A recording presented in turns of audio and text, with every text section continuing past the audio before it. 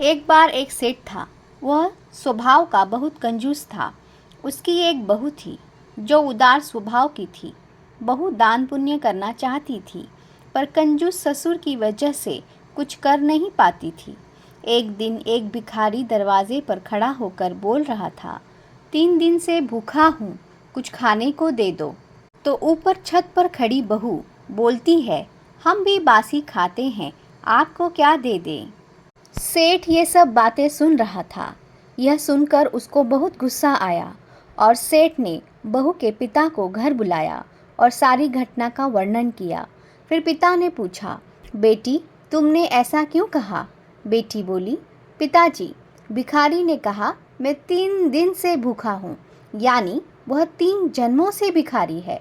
उसके पहले जन्म में उसने कोई दान पुण्य नहीं किया, तो दूसरे जन्म में वह गरीब हो गया और उसके तीसरे जन्म में उसने भिखारी बनकर जन्म लिया। उसका तीसरा जन्म है, इसीलिए वह कह रहा था मैं 3 दिन से भूखा हूँ। तो मैं उसका उत्तर देते हुए कहती हूँ, हम भी बासी खाते हैं, तो आपको क्या दे दूँ। यानी हम पिछले जन्म का पुण्य खा रहे हैं। पिताजी आप ही सोचिए, अगर हम इस जन्म में कोई दान पुण्य नहीं कर रहे हैं तो हमारा अगला जन्म कैसा होगा। बहू की यह बातें सुनकर सेठ की आंखें खुल गईं और बहू को छूट दे दी दान पुण्य करने की। तो इस कहानी से आपको क्या सीख मिलती है। इस कहानी से हमें सीख मिलती है कि हर एक व्यक्ति का पाप और पुण्य का अकाउंट होता है। चलो इसे इस तरह से समझते हैं, जैसे इस संसार में हर व्यक्ति का अपना बैंक अकाउंट होता है जिसमें वह अपना पैसा जमा करता है। उसी तरह ईश्वर के पास भी सभी व्यक्तियों का पाप और पुण्य का अकाउंट होता है। क्या आपको लगता है इस संसार में न्याय है? अगर है तो आप मुझे कमेंट में बताइए। मैंने अपने पिछले वीडियो में बताया था, भगवान ने संसार बनाकर छोड़ नहीं दिया, बल्कि चेक एंड बैलेंस किया है कर्म सिद्धांत बना के। कर्म सिद्धांत के 2 भाग हैं, एक है पुण्य, एक है पाप। पाप और पुण्य को कैसे समझें कि क्या पाप है और क्या पुण्य है। पाप और पुण्य समझना बहुत आसान है। किसी को भी दुख देना पाप है और किसी को भी सुख देना पुण्य है। तो पाप और पुण्य का आधार क्या है? तो पाप और पुण्य का आधार है भावना। भावना तय करती है कि कर्म पाप है या पुण्य है। चलो इसे इस तरह से समझते हैं। एक डॉक्टर ने एक व्यक्ति का पेट चाकू से चीरा उसे ठीक करने के लिए।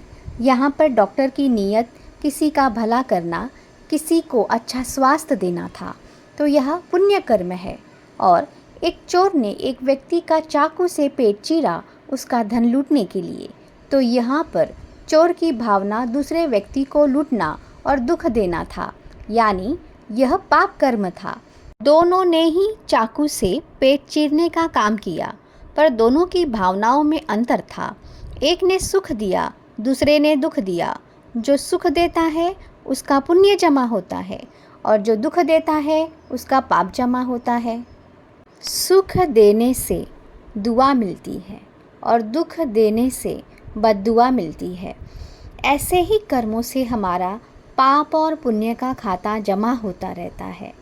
पुण्य करने से सुख, शांति, संपत्ति जीवन में प्राप्त होती है। पाप करने से दुख, अशांति, निराशा, पीड़ा ये सब प्राप्त होता है जीवन में। पाप करने से दुर्गति प्राप्त होती है और पुण्य करने से सद्गति प्राप्त होती है। ऐसे डॉक्टर को आगे चलकर धन में समृद्धि और प्रतिष्ठा प्राप्त होती है, तो चोर को जेल, सज़ा और पुलिस की मार मिलती है। डॉक्टर को मानसिक सुख का अनुभव होता है और चोर को मानसिक और शारीरिक दुख का एहसास होता है। इससे सिद्ध होता है, सुख देने से सुख मिलता है और दुख देने से दुख मिलता है। इससे यह भी सिद्ध होता है कि कर्म मिरर इमेज में काम करता है, यानी जो दोगे वही पाओगे, जो बोओगे वही काटोगे। इसलिए मेरे दोस्तों, हमेशा अच्छे कर्मों की खेती करो।